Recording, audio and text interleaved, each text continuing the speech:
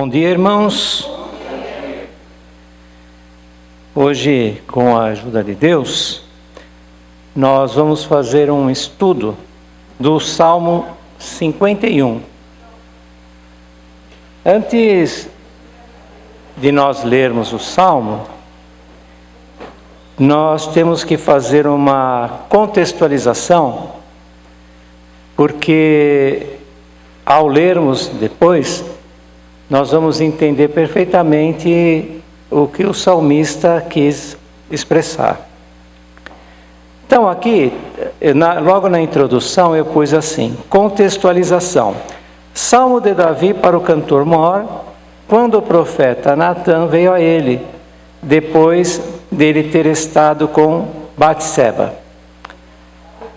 Então, nós sabemos, irmãos, que Davi, ele não foi à guerra num determinado período que ele havia de ir. Então era a primavera, período em que os reis saem para as guerras, para as batalhas, e ele ficou lá no seu palácio. Estando lá, ele estava no terraço, passeando lá no terraço, e ele avistou uma mulher que estava se banhando. E naquele momento, entrou aquela concupiscência nele, e ele a desejou. E o que ele fez? Ele pediu para que a trouxesse até o palácio, e quando ela chegou, ele ficou sabendo que, na verdade, ela era esposa, mulher de Urias, certo, Urias, né? Então, irmãos, o que ele fez? Ele simplesmente deitou com a mulher e depois a despediu para a sua casa. Ou seja, como se fosse um simples objeto de prazer, e depois que já estava, perdão a expressão, satisfeito, ele a despediu. E ele quis esconder esse pecado, queria que fosse passado despercebido. Mas a Batseba disse, depois mandou um recado para ele e disse que estava gestante, estava grávida dele. Aí que ele fez? Ele quis encobrir o pecado. Para encobrir o pecado, ele teve algumas artimanhas. A primeira foi chamar Urias, que estava na batalha, para que ele viesse à sua casa, para que descansasse. Como dizendo, né? Ele chega na sua casa, e aí, algum tempo que ele está sem a sua esposa, então eu posso encobrir esse meu pecado, porque supostamente Urias vai, sabendo que ela está grávida, vai pensar que o filho é dele. Mas Urias não foi para a casa dele. Ele preferiu ficar lá com os servos de Davi, na guarda lá do palácio. E Davi, sabendo disso, ele quis novamente encobrir. Então o que ele fez? Chamou-o para um jantar, um banquete, e deu vinho a ele até que ele ficasse bêbado. Também para que aí ele fosse para casa, e mesmo que ele não tivesse contato nenhum com a sua mulher, como ele estava bêbado, ele nem iria saber ou não, segundo a imaginação de Davi. Depois, mesmo assim, ele viu que não deu certo, porque Urias ficou lá novamente, lá na guarda. Então ele pediu para que Joabe colocasse Urias Joabe, o chefe do exército, colocasse Urias na frente da batalha, mas que deixasse ele numa distância que não tivesse como não ser atingido. E Urias foi morto. Quando chegou esta mensagem para Davi, o que ele fez? Bom, agora estou livre.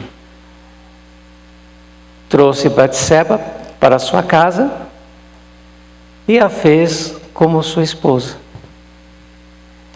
Mas Deus, que é onipotente, onisciente, onipresente, sabia de todas as suas artimanhas. E mandou um profeta Natã. Inclusive, irmãos, hoje, nas igrejas, infelizmente, faltam profetas. Não profetas de profetizar o seu futuro, mas profetas de pregar a palavra de Deus, o verdadeiro evangelho que confronta com o ser humano. Não é aquele evangelho que Deus vai te dar uma casa, um carro, vai mudar de vida. Não, é justamente o evangelho da renúncia. Então, quando ele chegou, Natã chegou até Davi, ele não foi logo falando: Deus me mostrou que você é um pecador e a ira de Deus vai cair sobre ti. Não, ele contou uma história. A história que ele contou foi assim: havia um homem muito rico que tinha muitas ovelhas e gados, e tinha também um pobre homem que tinha uma ovelhinha só. Essa ovelhinha fazia parte da família. Eles a tratavam como se fosse uma filha. Comia da sua própria comida, bebia do seu próprio copo e até dormia com o seu dono, o seu tutor. E o que esse rico fez? Veio um visitante até a casa dele, isso na história, né? E ao invés de ele pegar das suas ovelhas, que tinham uma quantidade enorme, ele foi e pegou justamente aquela ovelhinha única daquele homem que a tinha como uma filha. Quando ele falou isso, Davi se encheu de ira e falou: tal homem é digno de morte. Aí Natã falou: tu és o homem. Mas, irmãos, uma coisa interessante, as coisas que Deus faz, elas são perfeitas.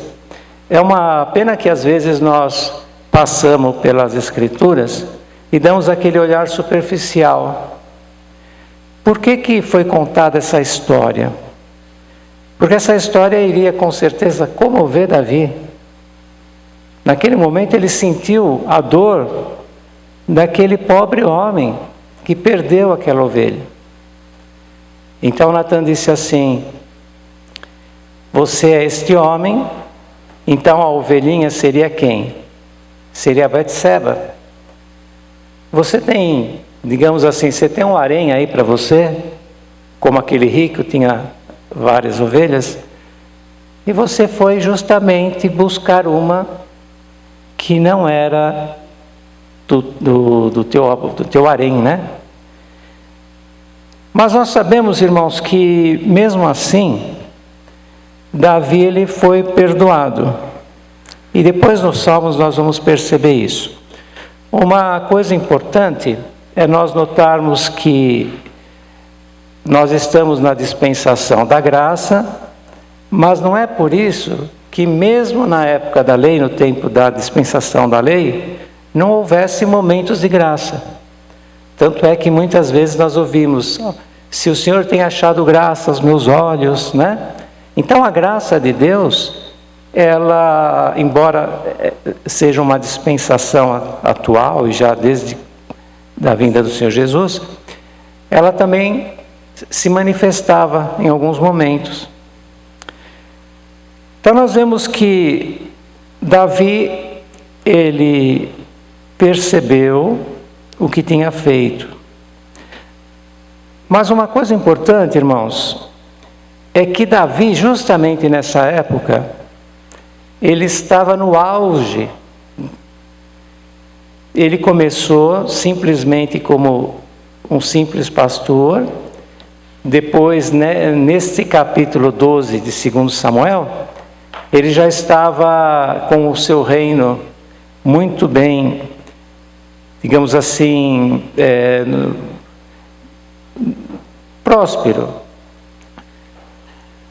E quando o homem está numa prosperidade, muitas vezes, irmão, porque segundo a palavra de Natã disse assim: Deus te tirou de trás das ovelhas, como dizendo, Deus tirou você de um lugar humilde, te prosperou, e agora, olha o que você fez, como dizendo, subiu, Subiu na cabeça, igual falam. E quando o homem muitas vezes prospera, a vantagem de nós estarmos um pouco mais velhos é essa. A gente pode notar isso na própria história da nossa vida em relação às pessoas que nós conhecemos, Então é normal. Você vê aquele teu amigo super bacana, está sempre com você, de repente ele enriquece, e aí ele está sempre na alta sociedade, e aí faz igual Davi, olha por cima e simplesmente tem as pessoas, às vezes, até como objeto, como fez Davi. Ele viu a mulher, a desejou, trouxe para ele e devolveu. Ou seja, naquele momento, ele estava pecando, em primeiro lugar, contra Deus. Mas ele estava também sendo muito injusto com Urias. Enquanto Urias estava lá lutando, ele estava pecando. Então ele pecou em relação à própria Batseba, porque como que ela ia recusar o chamado de um rei? O rei naquela época podia fazer qualquer coisa que ele quisesse, devido ao poder, ao cargo dele. Então ele pecou contra Batseba, ele pecou contra Urias, ele pecou contra o povo de Israel. Isso foi realmente algo que depois ele se conscientizou do seu pecado, e é o salmo que nós vamos ler, quando ele caiu em si e ele sentiu o seu pecado. Mas uma coisa importante, irmãos, é interessante que Davi era um homem que derramou muito sangue e cometia os seus pecados. Ao mesmo tempo fala que Davi foi o homem segundo o coração de Deus. Então nós podemos pensar como? É porque Davi era igual aquele publicano. Os irmãos já viram aquela parábola, do publicano e do fariseu. O fariseu, ele se vangloriava nas suas obras, e o publicano batia no peito: tem piedade de mim, ó Deus, pecador. Ou seja, ele reconhecia as suas misérias. Então nós vemos que nesse reconhecimento, nesse arrependimento, trouxe para ele aquilo que agrada a Deus. Quando nós realmente confessamos nossos pecados, nos arrependemos e mudamos o nosso rumo. Então Davi, ele realmente fez isso. Então nós vamos ler, irmãos. Eu gostaria que os irmãos acompanhassem, cada um, ou no seu celular, ou na sua Bíblia. A minha versão é Almeida, corrigida e atualizada. Essa versão aqui, ela é um pouco mais antiga, é que eu me acostumei meio século já com ela. Então é capaz de eu pegar uma outra versão e ler com a versão dela. Então é melhor eu já ler direto aqui. Então todos já estão com salmos aí? Então aqui diz assim, ó: Davi confessa o seu pecado, suplica o perdão e roga a Deus que lhe renove um espírito reto. Salmo de Davi para o cantor mor, quando o profeta Natã veio a ele, depois dele ter estado com Batseba.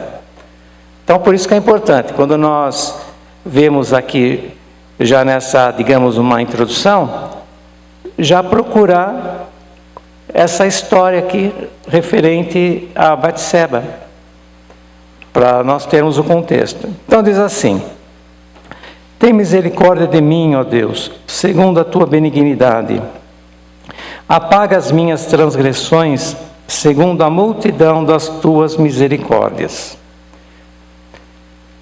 Lava-me completamente da minha iniquidade e purifica-me do meu pecado, porque eu conheço as minhas transgressões e o meu pecado está sempre diante de mim. Contra ti somente pequei e fiz o que a teus olhos parece mal, para que sejas justificado quando falares e puro quando julgares.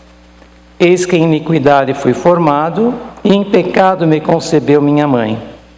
Eis que amas a verdade no íntimo e no oculto me fazes conhecer a sabedoria. Purifica-me com hisope e ficarei puro. Lava-me e ficarei mais alvo do que a neve. Faz-me ouvir júbilo e alegria, para que gozem os ossos que tu quebraste.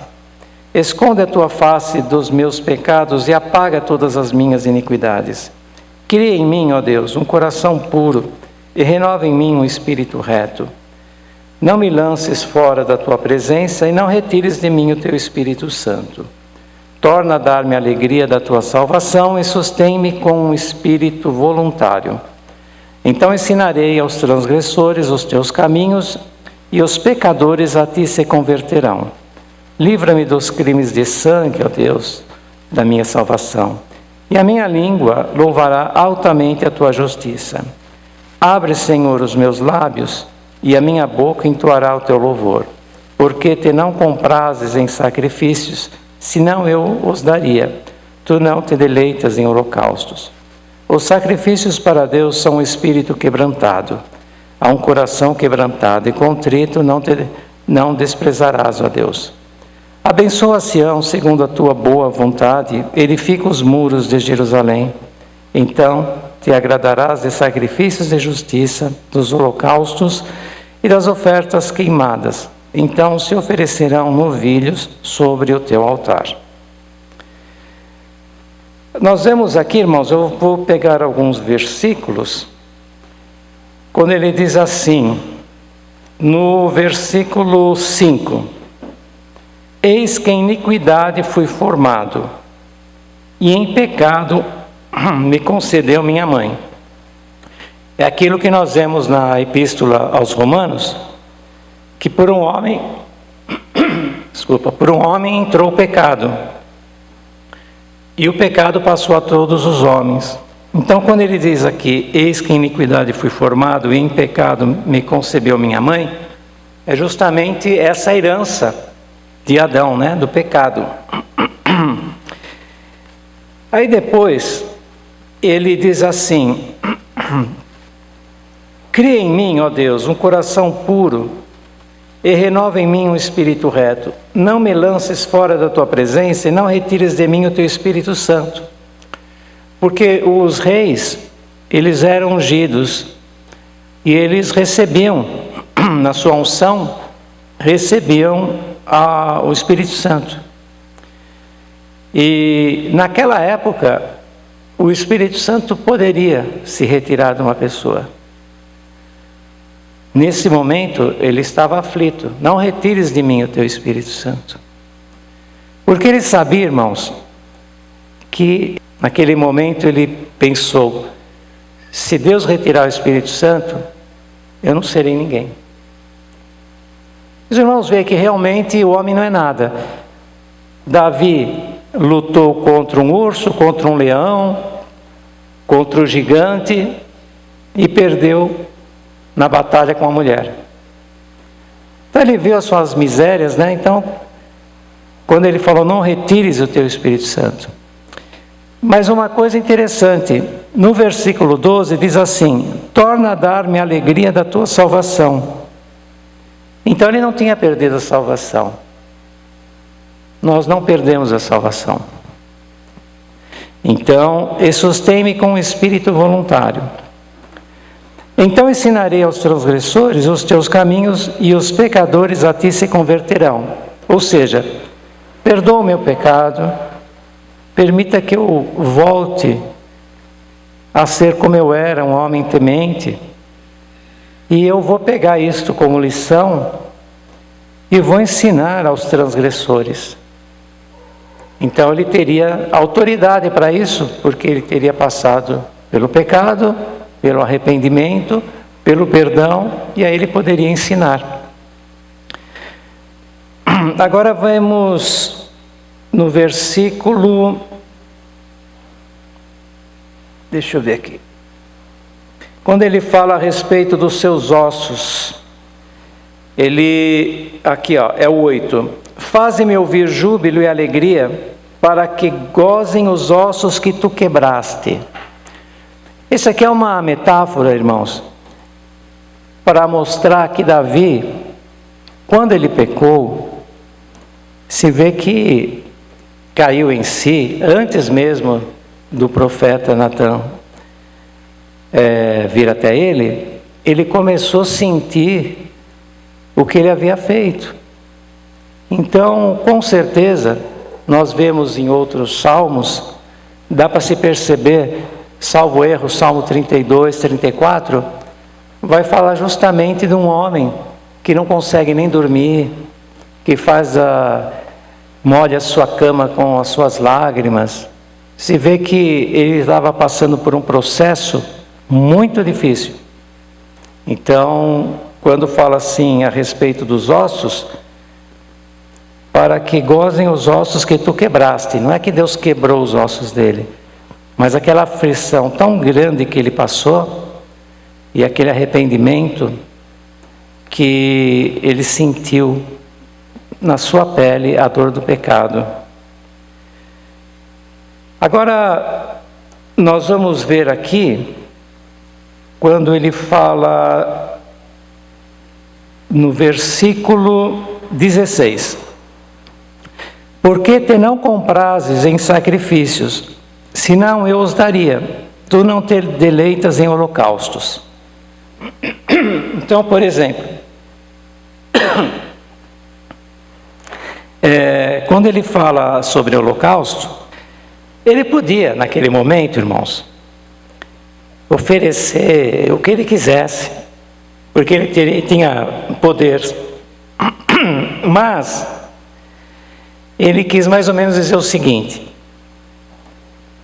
holocausto, muitos ofereciam. Mas será que aqueles que ofereciam holocaustos reconheciam o seu pecado e se arrependiam dos seus pecados? Então ele fala assim, os sacrifícios para Deus são um espírito quebrantado.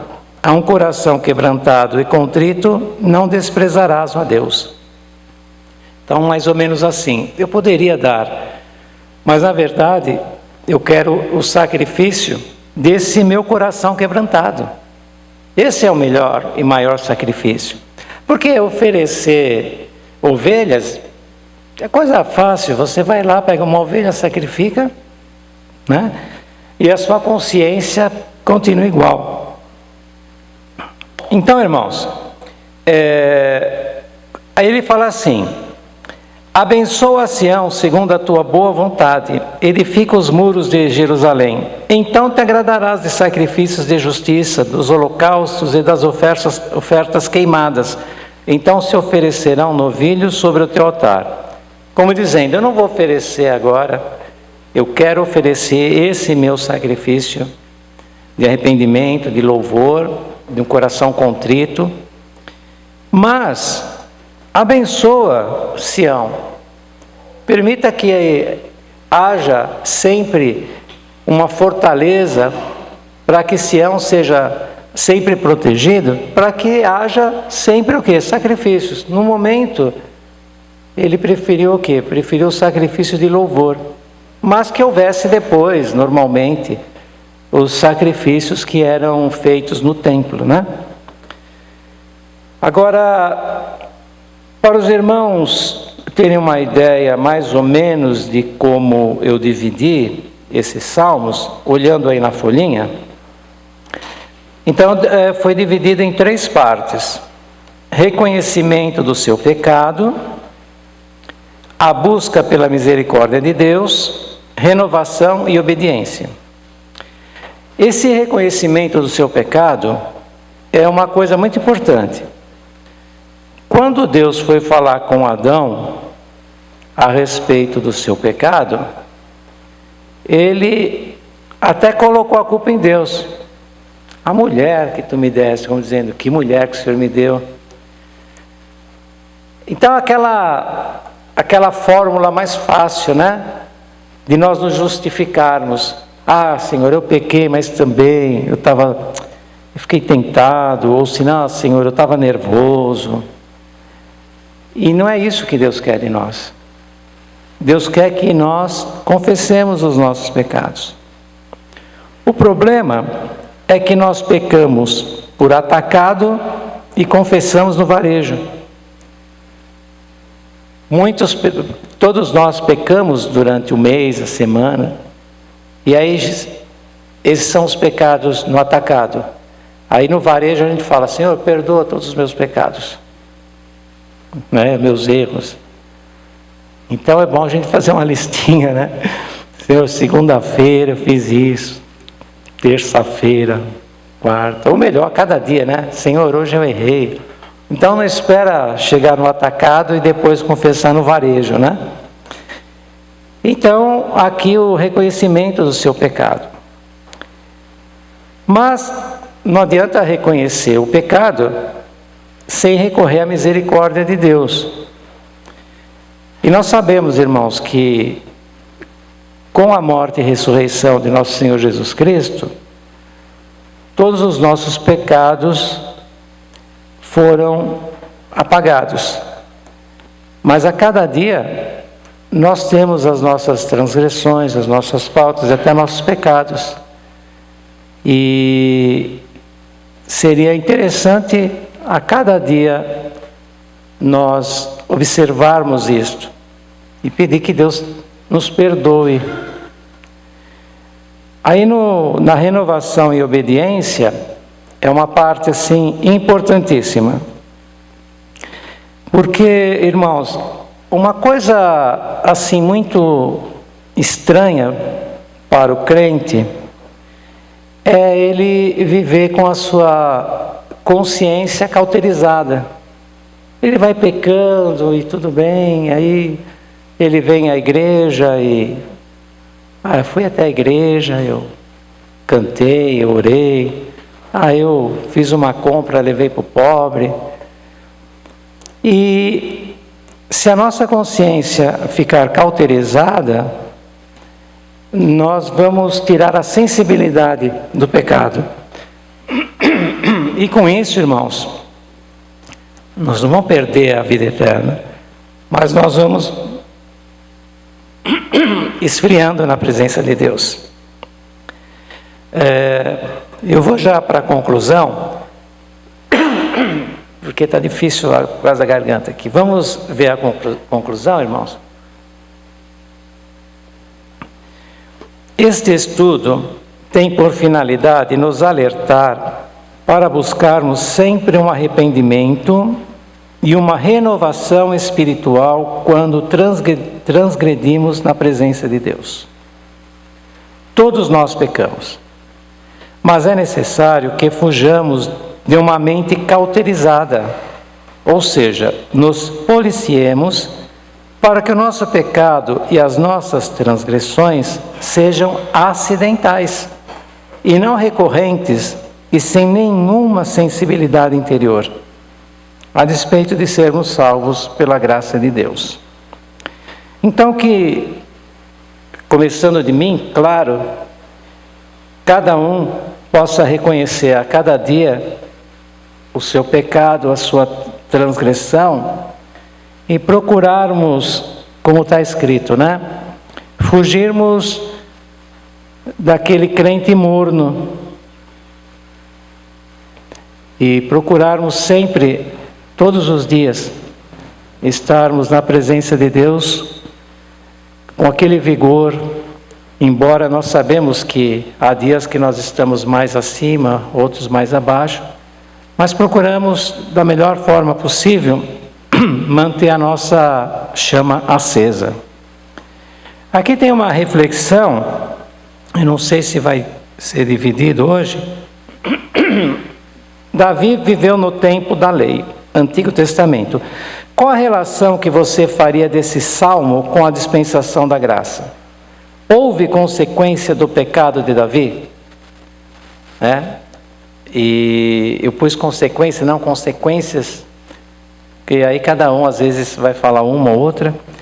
E eu não falei sobre as consequências ou consequência aqui no estudo, justamente para dar liberdade para as reflexões. Então, irmãos, espero que esse estudo, como para mim, em primeiro lugar, teve efeito, porque nós vamos de glória em glória, né, irmãos? Cada dia procurar melhor servindo a Deus. E sabendo que sem Ele nada nós podemos fazer. Que Deus nos abençoe.